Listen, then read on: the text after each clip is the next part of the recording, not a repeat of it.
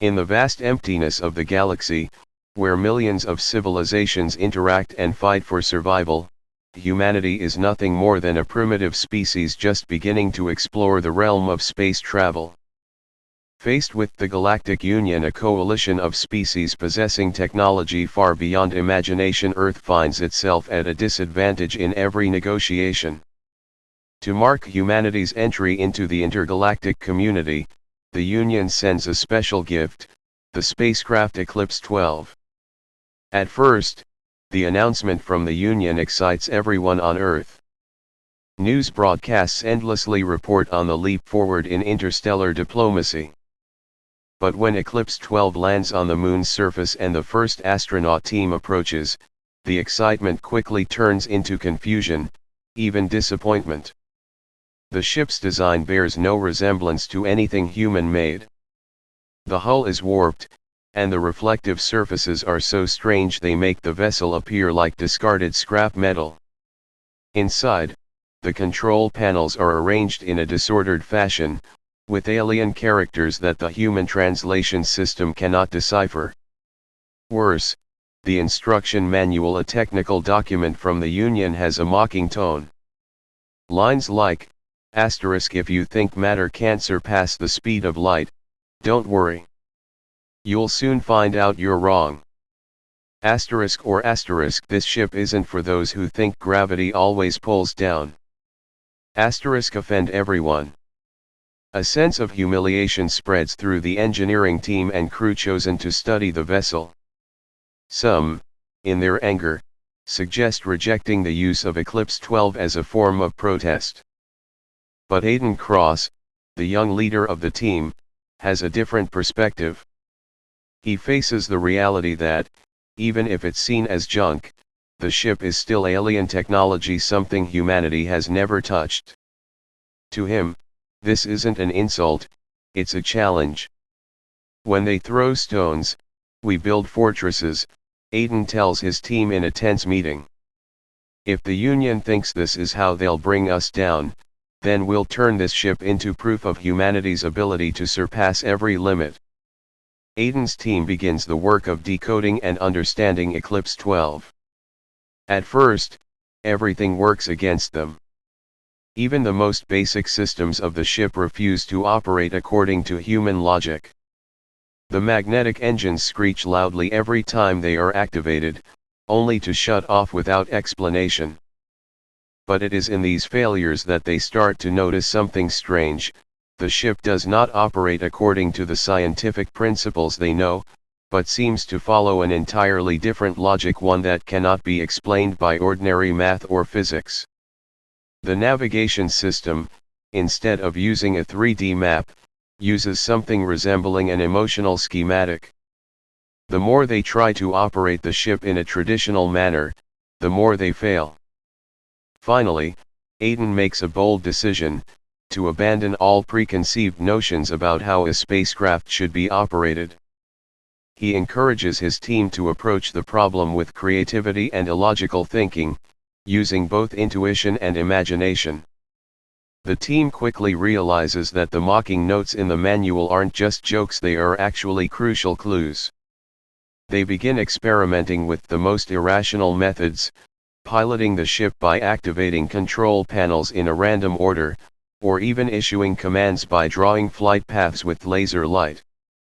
The results are astonishing. Each time they do something outlandish, the ship responds positively. After weeks of research and testing, Eclipse 12 begins to operate smoothly. What's particularly remarkable is that the ship doesn't just work, it seems to learn from the crew. Features that once seemed useless, like the ability to create virtual objects or freeze part of time within its interior, start becoming powerful tools when used correctly. One day, while the crew is conducting a test outside Earth's orbit, they receive a distress signal from a cargo ship belonging to the Galactic Union. A powerful galactic storm, one that no Union ship could withstand, is heading their way. With no time to wait for rescue from other planets, Aiden decides to use Eclipse 12 to assist, despite objections from several members of the team. This action triggers a chain of unbelievable events. Using the ship's strange features from temporarily bending space to avoid energy waves, to teleporting part of the ship outside the danger zone, they save hundreds of lives. When the storm subsides, Eclipse 12 returns safely, and the members of the Union can only watch in amazement. This event not only saves countless extraterrestrial lives, but it completely changes the Union's view of humanity.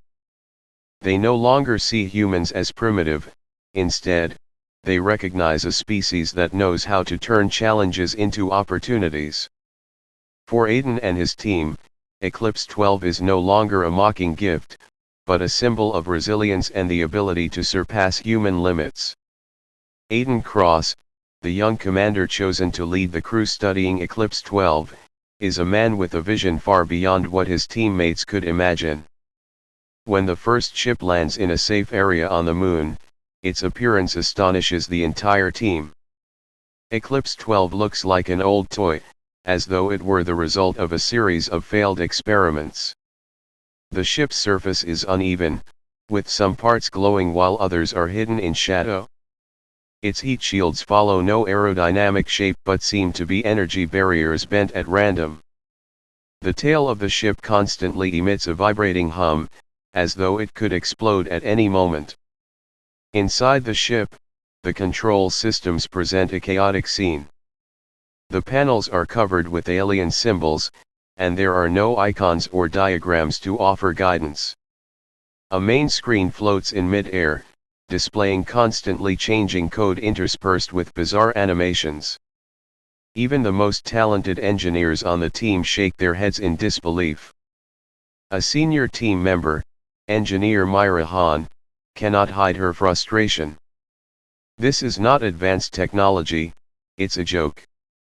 Myra says angrily, slamming her hand on the control panel in front of her.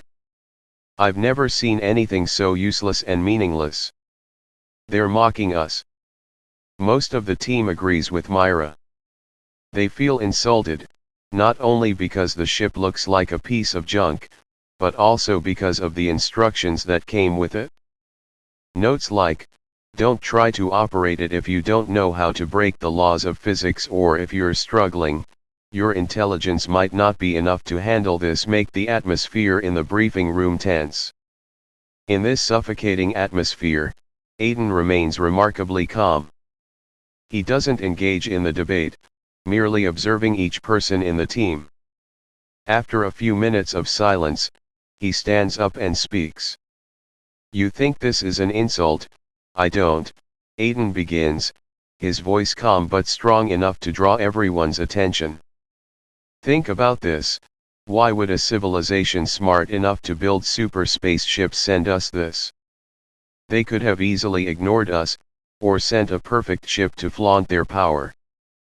But instead, they sent Eclipse 12. Maybe this isn't a joke. Maybe they're testing us. The team falls silent, a few members looking at him with skepticism.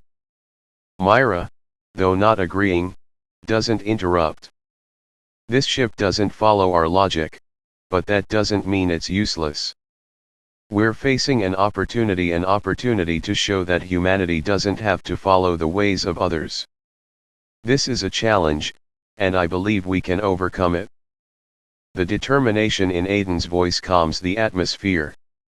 A few people begin to nod, though still uncertain. Finally, Aiden finishes with a bold statement. We won't just get Eclipse 12 working, we'll turn it into proof of humanity's creativity. Let's start from scratch, no prejudices, no limits. We'll decode it from the very basics. The first days of the project are a never-ending string of challenges. The ship seems designed to break every principle humanity has known. The magnetic engines, when activated, emit a screeching noise and generate a swirling force field strong enough to send nearby tools flying.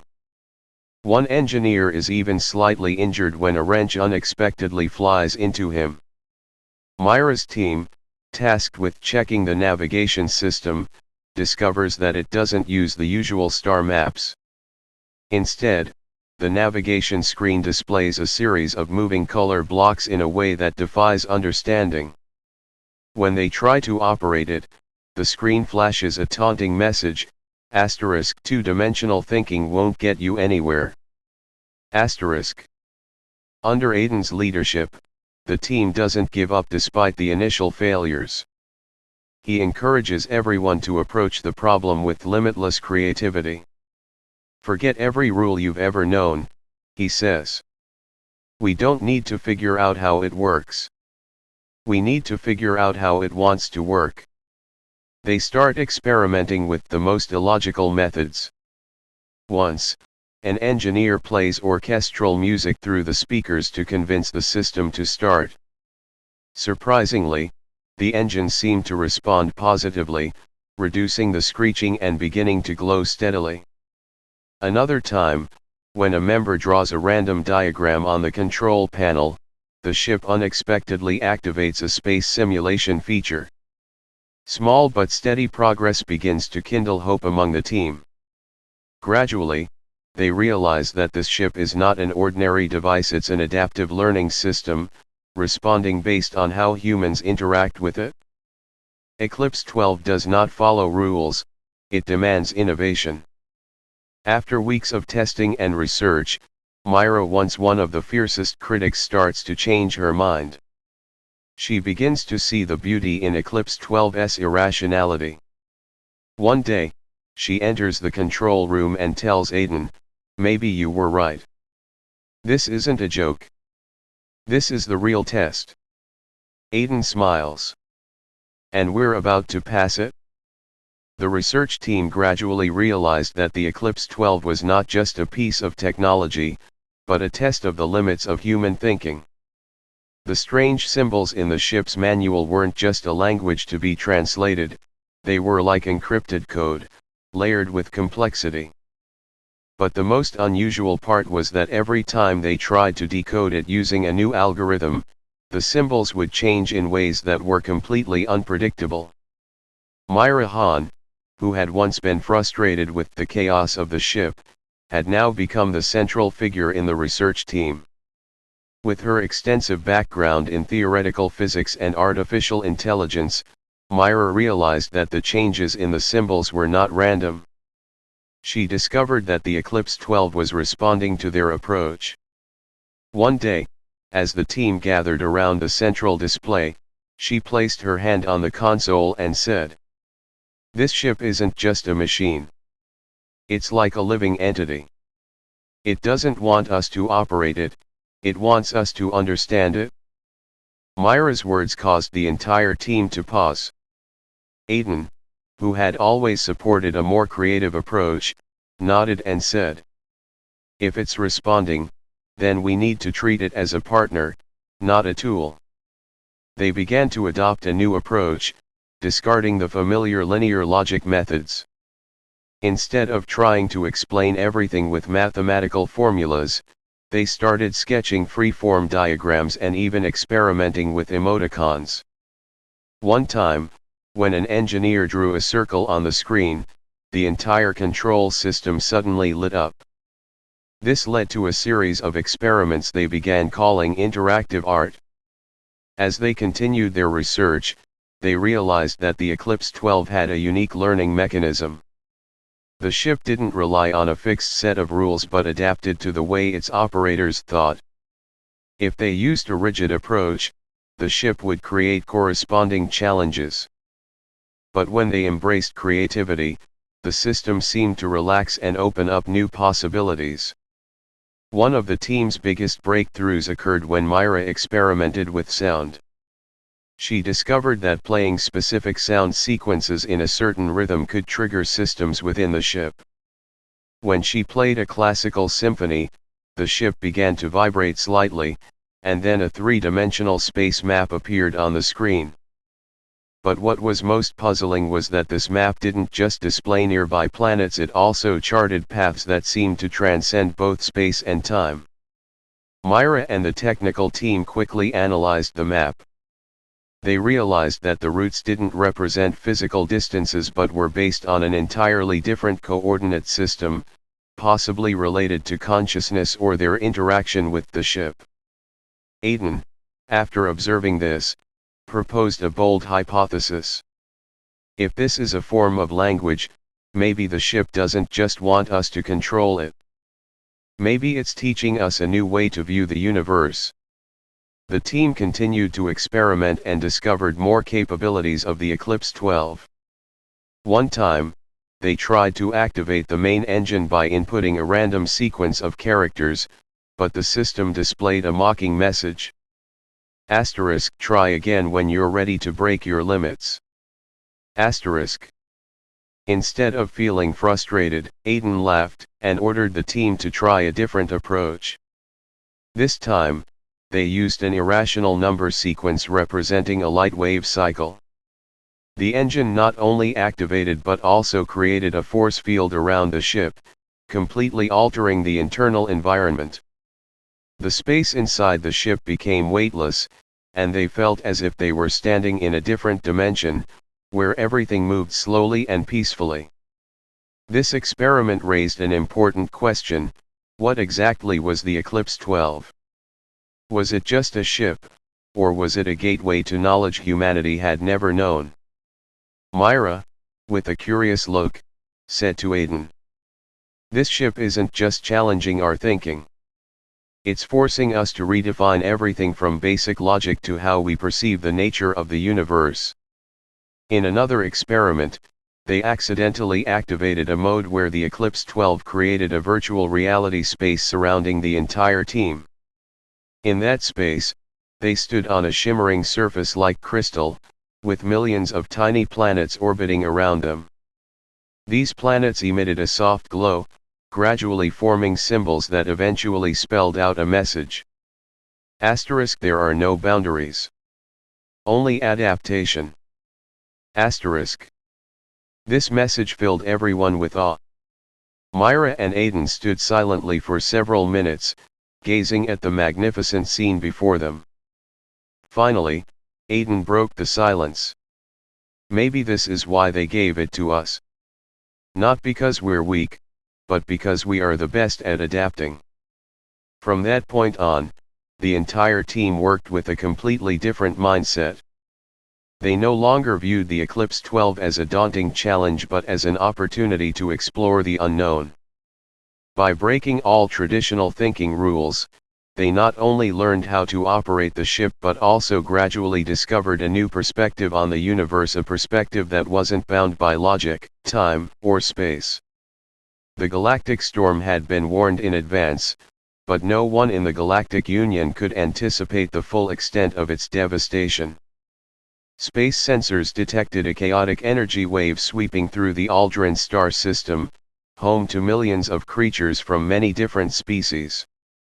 The most advanced rescue ships of the Union were hindered by electromagnetic waves and mutated energy particles from the storm.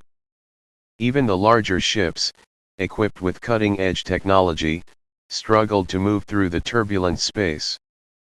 The Eclipse 12 was at the edge of the star system, where faint distress signals from the inner planets echoed across weak frequencies. Aiden Cross and the crew received the distress call while testing a new system aboard the ship. Faced with this situation, Aiden summoned the entire team to the control room.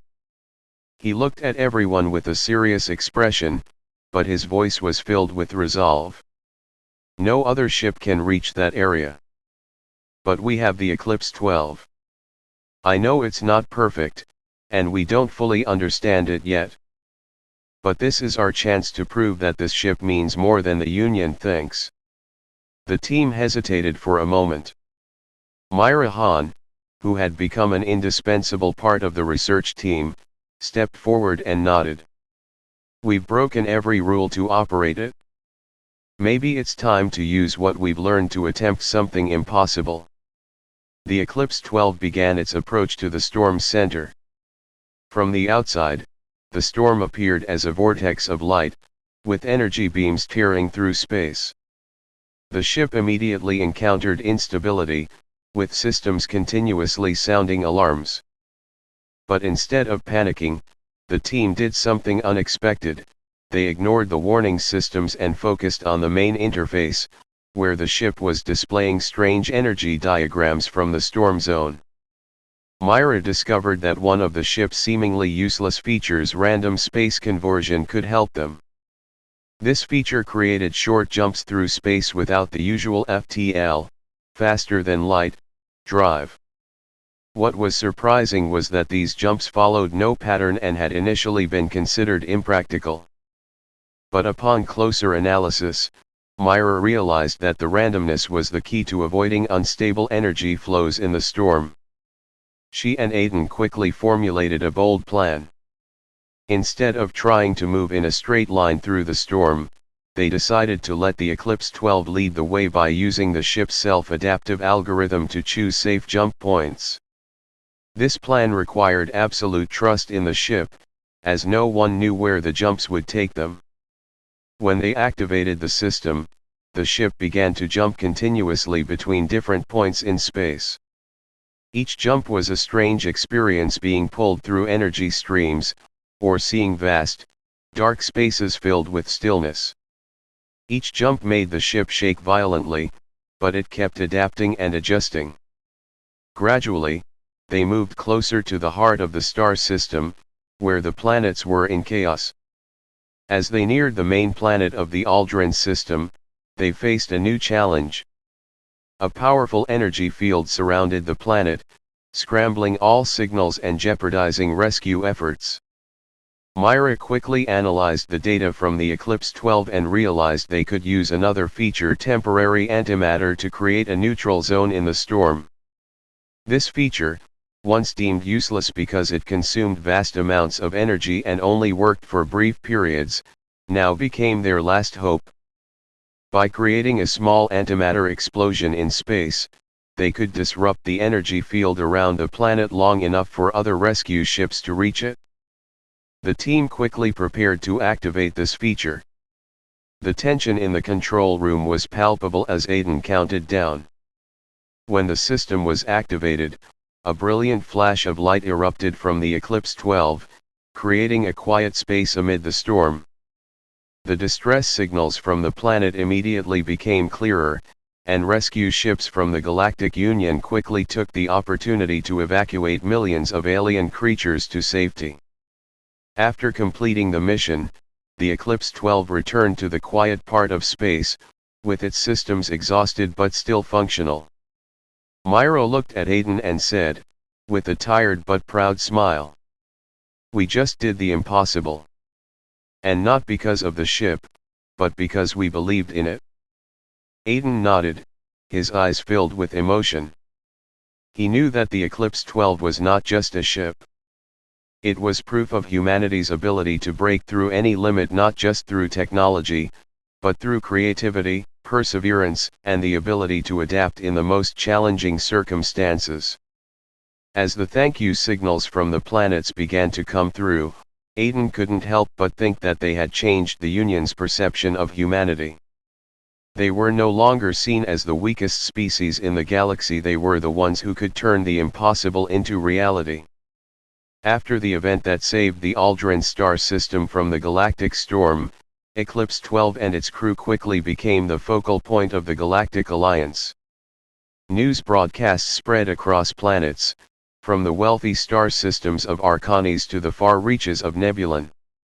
Under the spotlight of the largest interstellar conference in the Alliance, humanity was no longer referred to as newcomers to the cosmos, but as pioneers who had proven an undeniable truth: not only did they exist, but they could accomplish things no one had ever imagined. In the vast hall of the Alliance's headquarters, where superior civilizations often determine the fate of galaxies, Aiden Cross and his team stepped up to the podium. Curious, half-skeptical, and half-admiring gazes from representatives of hundreds of alien species turned toward them. A clear voice from the Alindra representative echoed through the room, filled with both challenge and curiosity. "Earthlings, how did you manage to operate a ship that defies all known laws? A ship that we ourselves deemed a failure?" Aiden calmly walked forward, his gaze sharp. He began his speech, not with boasting, but with sincerity. For us, Eclipse 12 is not a failure. It is a challenge. And within that challenge, we realized that the very limitations we thought were insurmountable are the key to breaking down all barriers. We don't think in the conventional way. We create, we challenge, and we refuse to give up. His words struck a chord in the hall. Representatives began to debate animatedly. Some argued that humanity was merely lucky, while others realized that their success wasn't a fluke but the result of creative thinking and persistence. In the following days, the Eclipse 12 team became the center of numerous private meetings. Scientists from the Xanthuri species, known for their extraordinary intellect, invited Myra Hahn to join in the discussions. Myra, the one who understood the ship's operations best, had no hesitation when faced with difficult questions from these scientists. She explained how they had utilized features that even the ship's creators hadn't anticipated. "One thing we realized," Myra said, "is that the ship was never designed to follow traditional logic. It was built to test the adaptability of its pilot. Instead of forcing the ship to follow our commands, we listened to it. It's a combination of technology and intuition, something I believe many civilizations have lost." Myra's explanation astounded the Xanthuri scientists. They began to see humanity not as newcomers to the galaxy, but as a species with a unique perspective, a perspective that could open new pathways for science and technology. Meanwhile, the Alliance faced a bigger question: should Earth's status within the Alliance be re-evaluated? Previously, humanity had been seen as a dependent species in need of protection and guidance. But after the Eclipse 12 event, some representatives began calling for more autonomy for Earth. An important meeting was called, with the presence of the High Council, those holding the greatest power in the Alliance. Aiden was invited to speak once more, this time representing not just his crew but all of humanity. Aiden said, "We know that humanity has its shortcomings. We don't deny that we've only just begun to step into this vast universe. But we've proven that we are not weak or dependent. We have the ability to adapt, to create, and to contribute to the Alliance. Not by following, but by building together and challenging the limits." His words received applause from many representatives, particularly from species that had once been overlooked in the history of the Alliance. They realized that humanity's journey was like their own, a struggle to assert their place in a galaxy full of obstacles. In the end, the High Council made a historic decision: Earth would be recognized as a full member of the Alliance, with autonomy and an equal voice among the advanced civilizations. This was not only a victory for the Eclipse 12 crew but a triumph for all of humanity. After the ceremony, Myra and Aiden stood on the deck of Eclipse 12, gazing into the vast expanse of space. Myra softly asked, "Do you think this is the beginning or the end?" Aiden smiled, his eyes gleaming with determination. "This is just the beginning. A beginning that we wrote ourselves." And so, Eclipse 12 became not just a symbol of humanity's creativity, but a beacon leading the way for a future where humans and other civilizations would explore together and redefine the vast universe. The Eclipse 12 silently glided through a vibrant nebula, the light from young stars reflecting off its scratched hull. On the command deck, Aiden Cross and his team gazed at the vast space stretching out before them. What had once been a piece of neglected metal had now become a symbol of humanity's will and unpredictable potential. A voice from the communications system cut through the moment of silence. "Commander Cross, we've received a signal from the Alliance. A special meeting is taking place, and the main topic is the strategy for expanding colonial planets. They request your presence to share humanity's experience." Aiden smirked, his eyes still fixed on the stars. "Tell them we'll be there, but make them wait a little. This time, "We're coming as partners, not pupils." The team laughed at Aiden's bold confidence, but none of them disagreed.